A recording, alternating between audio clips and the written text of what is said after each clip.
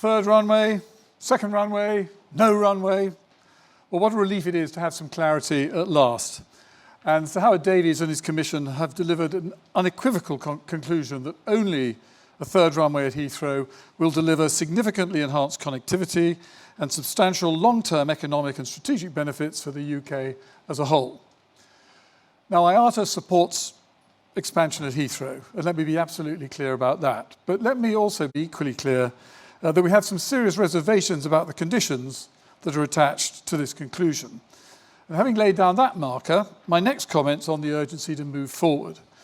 The Prime Minister should indicate publicly that he backs the report's conclusions, and the Department for Transport should proceed with expediting the next steps. And as John Cridland of the CBI put it, we need diggers in the ground by 2020.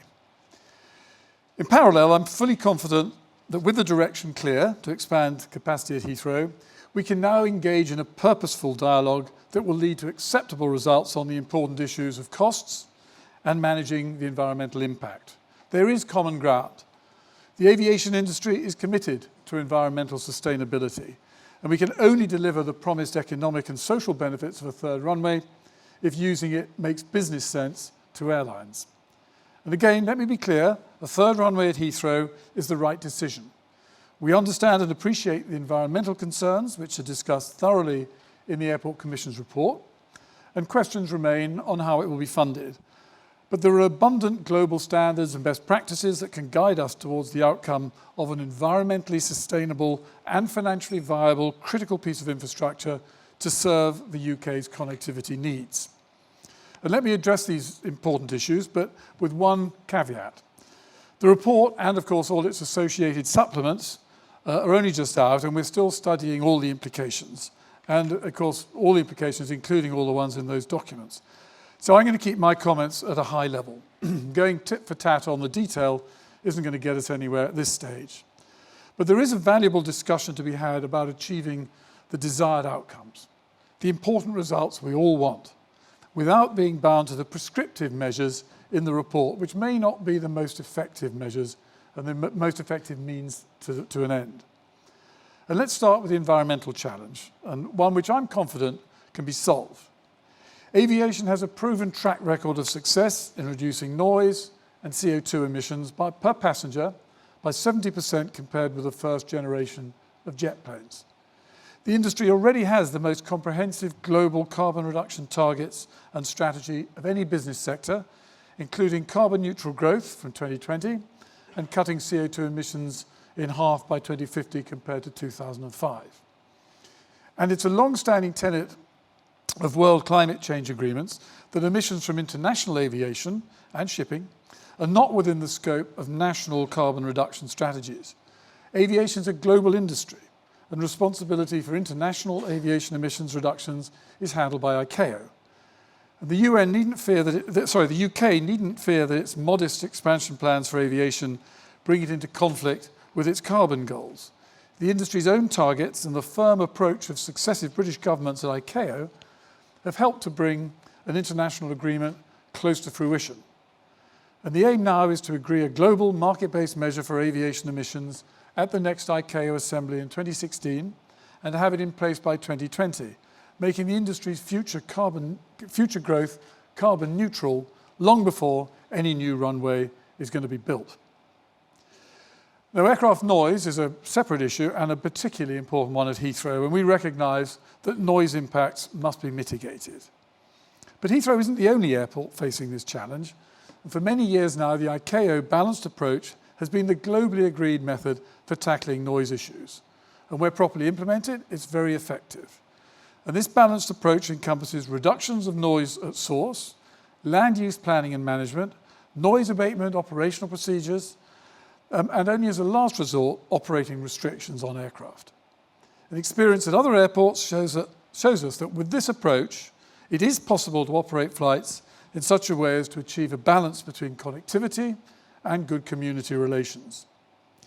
And while the final report uses the expression balanced approach to describe its accompanying measures, some of its proposals are disproportionate. A major concern is with the combination of a new £1 billion community compensation fund and a new aviation noise levy.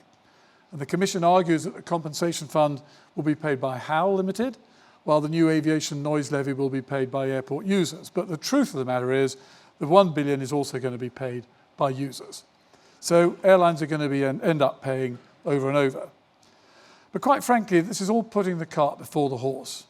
The airport, the airlines, the local community need to agree on the desired outcomes first, and then agree what measures are needed to achieve them and at what cost. And I'm under no illusions that this is going to be an easy course.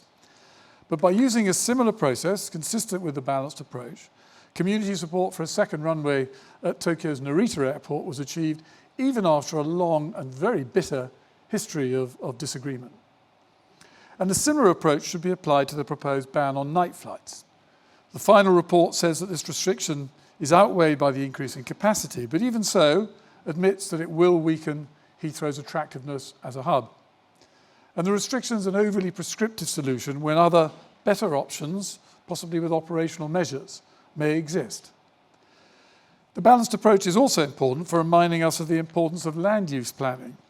The Commission recommends that a noise envelope be set to limit the level of noise and suggests that the total number of people affected by noise be capped at today's levels. Well, if that were to happen, planning authorities will have to take responsibility to prevent new housing from being built in areas exposed to aircraft noise. Otherwise, as new, quieter aircraft come into service, it's going to be a case of one step forward and then two steps back. The other important environmental issue is local air pollution. And technical developments have allowed us to reduce unit emissions of oxides of nitrogen that affect local air quality by 40% over the last 35 years. Now, the airport's confident it can meet European targets. And to those who say it's impossible, I say this: it's not a credible position to block a runway today on the assumption that no possible solution will be available to mitigate these issues tomorrow. Now let's look at how the infrastructure can be funded. And it's encouraging to read the convincing case that Sir Howard and his colleagues have made for choosing Heathrow and their optimism on its financial success. Well, I'm an optimist too, but financial success is not guaranteed. The issue isn't whether it's possible to squeeze more money out of the consumer. For an airport with strong market power, that is not the way to measure success. The first point to make is that a strong regulatory framework is needed. And to protect the UK's competitiveness, it needs to be focused on efficiency and consumer benefit. And a key component must be a close scrutiny of all costs associated with the new capacity and how these are allocated to different stakeholders. That's my first marker. And I need to lay down another strong marker, that pre-funding the construction is not an acceptable option for the airlines. Again, ICAO sets out the principles and conditions under which pre-funding is acceptable, and it's hard to argue that this case and this project qualify. But even if you put aside globally agreed standards and principles, there are some very powerful practical reasons why pre-funding is a bad idea. First of all, would any of you in this room be willing to pay tolls for a toll bridge or a road that hasn't yet been built? I think not. So why should users of Heathrow today be paying for infrastructure that will only be available several, perhaps many years from now? From the airline's point of view, it's even more egregious. Pre-funding would mean that airlines serving Heathrow today would foot the bill for new competitors to come into the market. Now, in what other industry would something like that even be considered? And it's not as though airlines can afford to absorb any further costs, as the Commission rather glibly assumes. According to IATA's latest forecast, this year, 2015, will be the most profitable year in the airline industry's 100-year history. But it's not much to celebrate when the average profit margin is about 4%, or just over $8 a passenger. And at this point, I think we need to dispel a myth that Heathrow is some sort of pot of gold for airlines. The two biggest players at Heathrow, IAG and Virgin Atlantic, are not making their cost of capital. British Midland, for many years a big Heathrow player, has disappeared. And let's not forget that airlines, of course, have their own businesses to invest in, upgrading their fleets and their products. And they also compete vigorously in order to win customers by delivering great value. And over the last 2 decades, average fares have dropped by some 64%, as airlines have invested hugely in new fleets and enhanced products and service. While airport charges, by the way, have greatly outpaced inflation. There is no room in the airline's very tight business model to pay for something that's only going to be delivered at some point in the future. Now, while in the strongest terms I'm putting forward the industry's position against pre-funding, I must emphasise that we do accept the user pays principle. But that, of course, can only start when there's something there to use. Building a runway is a sound investment for which financing should be readily available. And as long as charges are kept competitive, the increased traffic volumes will in due course provide a steady income stream for repayment in a manner that is fair to all concerned. Finally, I just want to touch on the issue of political will. The UK's policy record on supporting aviation is not encouraging. Let's not forget that air passenger duty, the highest aviation tax in the world, is still with us. And it would be great to see the government commit to abolishing this tax on connectivity at the same time as committing to implementing the Airport Commission's recommendations, but perhaps that will be expecting too much. Certainly there's no doubt that seeing this project through successfully is going to take a lot of political commitment. And that's true of any big and controversial project. But just look at one recent one, the Olympics. The naysayers were proved wrong on that, and they'll be proved wrong again on airport expansion. Now, some of the opposition is implacably against any expansion, but their positions are irreconcilable with the majority view that connectivity is a good thing, and the opportunity to travel by air should be available to all. Other opponents don't want to see Heathrow grow, but prefer alternatives like Gatwick, Manchester, Birmingham, or a completely new build airport in the estuary. And the media delights in seizing on these differences of opinion, but in reality, these voices share much in common. They all fundamentally agree that air connectivity is valuable. And they all agree that new capacity is needed.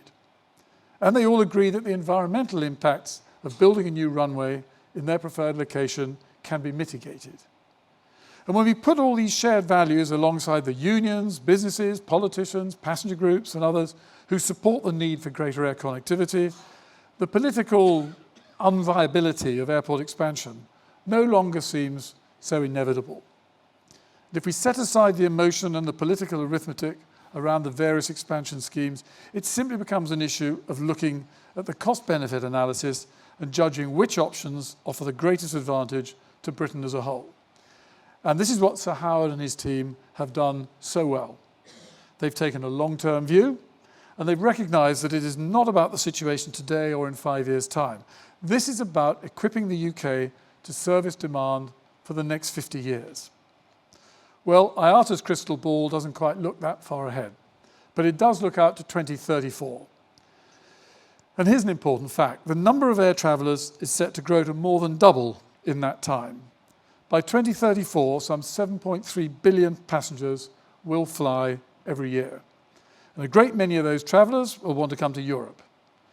And Britain needs to decide if it wants to benefit from the jobs and economic development that those travellers will bring, or whether it's happy to see those benefits snapped up by France, Germany, the Netherlands, or other hubs in the Gulf or elsewhere. And Sir Howard and his Airports Commission have performed a valuable service to Britain in completing such a thorough and decisive report. But it would be politically naive to believe that the case has been won.